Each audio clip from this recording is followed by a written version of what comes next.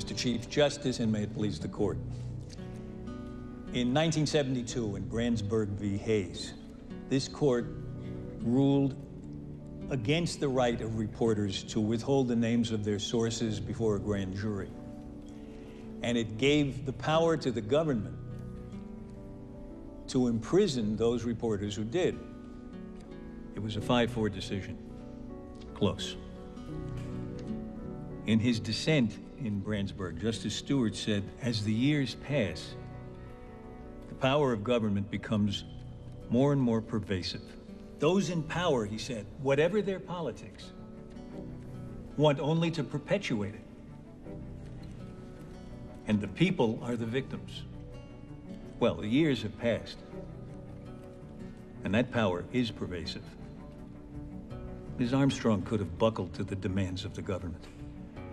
She could have abandoned her promise of confidentiality. She could have simply gone home to her family. But to do so would mean that no source would ever speak to her again, and no source would ever speak to her newspaper again. And then tomorrow, when we lock up journalists from other newspapers, we'll make those publications irrelevant as well. And thus we'll make the First Amendment irrelevant.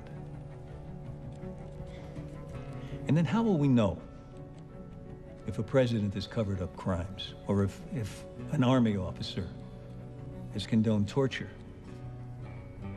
We as a nation will no longer be able to hold those in power accountable to those whom they have power over. And what then is the nature of government when it has no fear of accountability? We should shudder at the thought. Imprisoning journalists? That's for other countries. That's for countries who fear their citizens, not countries that cherish and protect them. Some time ago, I began to feel the personal, human pressure on Rachel Armstrong.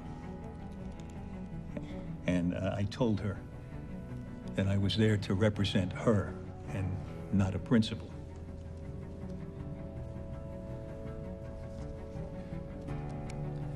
And it was not until I met her that I realized that with great people,